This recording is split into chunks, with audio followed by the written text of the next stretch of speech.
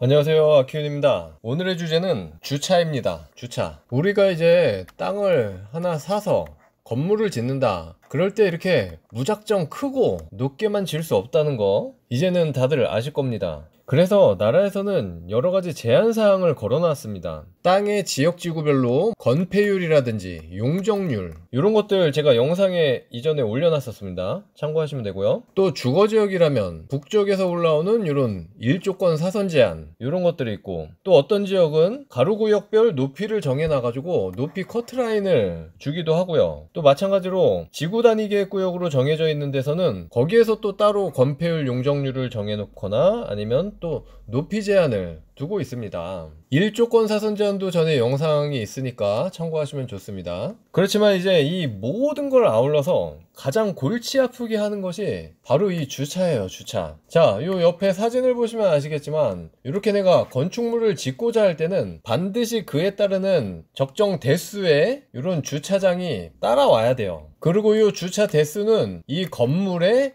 면적당 대수가 정해져 있습니다. 그리고 이것은 이 건물의 용도별로 다 다르죠. 각 지자체별로 이제 이렇게 부설 주차장의 설치 대상 시설물의 종류 및 설치 기준이라 그래서 건물의 용도, 시설물의 용도별로 이렇게 면적당 대수를 정해 놓았어요. 일단 요거는 서울시 기준입니다. 서울시 기준인데 보시면 이제 위락시설 같은 경우는 뭐 67제곱미터당 한 대를 설치해라. 그리고 문화 및 집회시설 등등은 뭐 100제곱미터당 한 대를 해라. 업무시설 같은 경우에는 일반과 공공으로 나눠서 각각 100제곱미터당 아니면 200제곱미터당 한 대를 해라. 그리고 여기에 나오죠, 이제 근린생활시설. 요즘 저희가 가장 많이 설계하고 있는 제 영상에 있는 것들이 대부분 그렇죠. 그럴 때는 시설 면적 134제곱미터당 한 대를 해라, 이렇게 되어 있습니다. 그리고 또 이제 우리 다가구 주택이나 공동주택일 때는 이때는 또 면적별로 달라요. 그 세대가 30제곱미터 이하인 경우에는 0.5대고 또 그 30에서 60 사이라면 0.8대다, 이런 식으로 또 해놓고 있습니다. 그리고 그 외의 용도들 쭉 나오죠. 그리고 여기에서 말하는 요 시설 면적 있죠. 요거는 이제 쉽게 얘기해서 건물의 연면적이라고 보시면 돼요. 그러니까 지상 그리고 지하를 통틀어서 연면적입니다. 전체 면적. 예를 들어 연면적이 735제곱미터다 이런 건물이 있습니다. 근데 이게 이제 여기 근린생활시설이었어요, 용도가. 그럴 때는 134제곱미터당 한 대니까 나누기 134를 해보면 는 5.48대가 나와요. 근데 애매하죠. 여기 소수점이 있습니다. 이럴 때 뒤에 소수점 뒷자리가 49까지는 그냥 버림하면 돼요. 49까지는 그냥 5대를 하면 됩니다. 근데 이제 5.5 이상이 돼버렸다, 그러면 요거는 6대를 해야 된다는 거죠. 굉장히 손해죠. 6.49도 6대인데 5.5도 6대를 해야 되는 거니까 요거를 면밀히 잘 계산을 해가지고 요 대수를 정하는 것도 굉장히 중요해요. 이런 것들을 이제 면적으로 해서 정해놓고 있다 보니까 이 주차 계획이 너무나도 어렵습니다. 이 기준들을 지키려다 보니까 이제 만약에 용적률이 200%예요. 근데 이 용적률을 못 채우는 경우가 생길 수도 있는 거예요. 가끔씩 그런 일이 발생합니다. 진짜 대로변의 큰 땅들은 문제될 게 없겠죠. 뭐 자주식 주차건 기계식 주차건 그냥 땅이 넓으니까 아주 쉽고 편하게 주차 계획을 하면 돼요. 뭐 지하로도 주차를 할 수가 있겠죠. 근데 그거는 굉장히 큰 땅들 얘기고, 우리가 주변에서 쉽게 접하는 땅들 있잖아요. 저희가 특히 뭐 요즘 자주 설계하는 정도의 땅들, 그런 땅들은 대부분이 이제 100평 이하예요. 그나마 이 100평 정도만 돼도 완전 양호한데요. 일반적으로 보면 한 70평 정도 내외의 땅으로 형성이 되어 있고요. 그보다 작으면 뭐 50평 그 이하로도 내려갑니다. 근데 딱 이 70평 정도에 되는 땅들이 정말 이 주차가 제일 애매해요. 주차 좀 하려고 그러면 요 1층이 다 날아가 버립니다. 그렇다고 뭐 타워 파킹이나 아니면 지하 퍼즐식 기계식 주차장 그런 것들을 설치하기에도 너무나 애매한 사이즈고요. 그나마 요즘 다가구, 다세대 등 빌라 있잖아요. 빌라 같은 경우에는 1층을 다 필로티로 띄워버리잖아요. 필로티 주차장으로 설계를 해버립니다. 그래서 가운데 뭐 예를 들어서 이렇게 계단하고 뭐 엘리베이터를 설치한다. 그리고 요 옆에다 주차를 이렇게 한 4대씩, 이쪽에도 4대 이렇게들 배치하면은 쉽게 들어갈 수가 있는데, 흔히 우리가 얘기하는 상가들 있죠. 근린생활시설들. 요런 것들은 요 1층이 되게 중요해요. 요 1층에 점포가 있어야지 그 임대료를 가장 잘 받을 수가 있기 때문에 1층에 어떻게든 요 상가 면적을 극대화 시켜야 되는데 이 주차 때문에 이것들을 억지로 이제 꾸겨 넣으려다 보니까 이게 거의 막 이런 근린생활시설 같은 경우에 기본적으로 1층에 고려해야 될 것들이 있죠. 제가 흔히 얘기하는 코어, 그러니까 계단실, 엘리베이터, 그리고 이제 거기를 출입할 수 있는 주출입구, 그리고 주차장이 들어가야 되고, 주차를 하고 최대한 남는 데다가 전용 공간, 그러니까 상가가 들어가야 되고, 만약에 땅이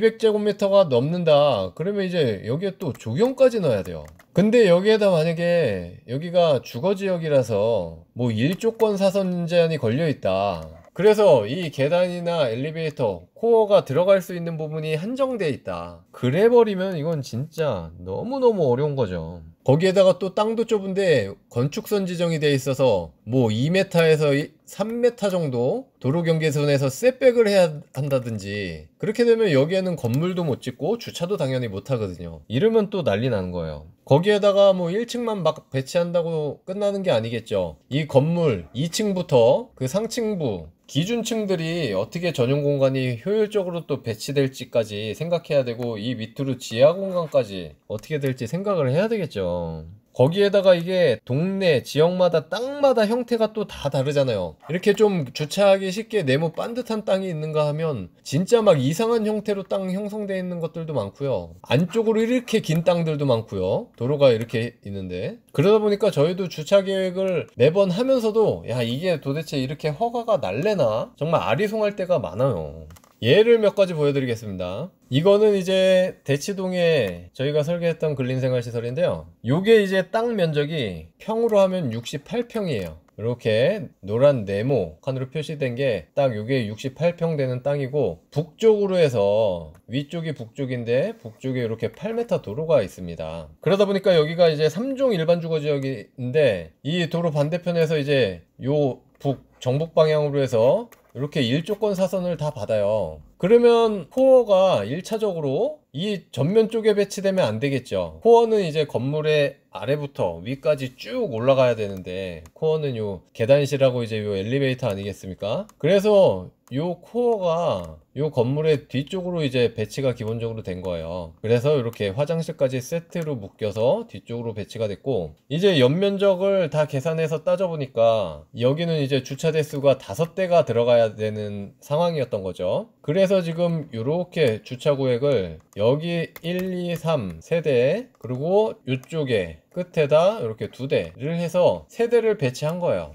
그러면서 이제 전용 공간, 이 근린생활시설 공간을 최대한 앞으로 빼가지고 가장 넓은 면적을 확보할 수 있게끔 했고, 요 한쪽 편으로 이제 건물 메인 주출입구를 둔 거죠. 그리고 요 사이로 이제 지하로 내려가는 지하 출입구를 둔 거고요. 그리고 이제 뒤쪽으로는 이렇게 조경이 배치가 된 겁니다. 이렇게 됐을 때 이제 이 위층 기준층에서는 이렇게 깨끗한 전용 공간을 쓸 수가 있는 거예요. 뒤쪽으로 이렇게 코어가 배치되고요. 최종적으로 이런 배치를 하기 위해서 진짜 저희도 여러 가지 안들을 많이 내보겠죠. 주차를 이렇게 할 게 아니라 또 한쪽에 다 몰아보기도 하고, 코어를 뭐 아래쪽에 놓는 게 아니라 일조권을 피해서 최대한 뒤쪽으로 이렇게 배치해 보기도 하고, 그래서 여러 가지로 다 대안을 생각해 보다가 최적의 안을 찾은 게 지금 요 안입니다.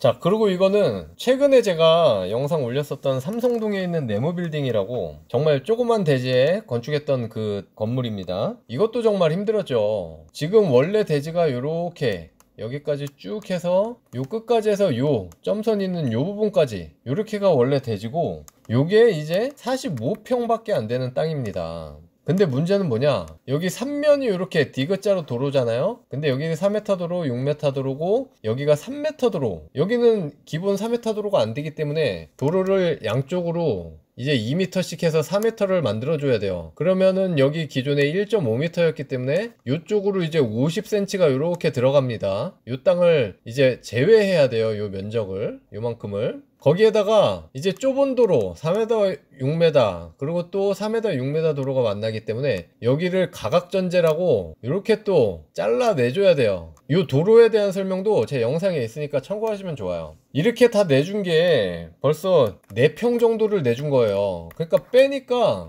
요 남은 공간 있죠? 이렇게 남은 공간이 거의 41평밖에 안 되는 거죠. 거기에다가 진짜 더 심한 점, 여기 이렇게 잘 보이실지 모르겠는데 이렇게 대지 경계 주변으로 해서 이렇게 도로 쪽으로 해서 이게 이제 1m 건축 한계선 후퇴를 시킨 거예요. 그러니까 결과적으로는 이 점선 안에다 건물을 다 져야 되고 주차도 여기 안에서 해결을 해야 돼요. 그쵸? 거기에다가 또 보세요. 이쪽에 북쪽이니까 이쪽으로 해서 일조권 사선을 다 봤습니다. 그리고 이 뒷땅으로도 이렇게 일조권 사선을 다 봤고요. 그래서 이 건물은 위로 올라갈수록 이렇게 안쪽으로 파고들어서 작아졌죠. 그러다 보니까 코어 위치는 정해져 있습니다. 여기밖에 못 넣어요. 북쪽의 반대편에 이렇게 해서 넣고 주차를 2대 정도의 워낙 면적이 작으니까 끝낼 수가 있더라고요. 그래서 이 주차를 어떻게 배치할까? 요 끝에다 배치하자니 상가도 죽을 것이고 요 가각정제 때문에 이제 주차가 잘 안 들어가요. 그럼 점점점 안으로 이렇게 들어와 버려야 되는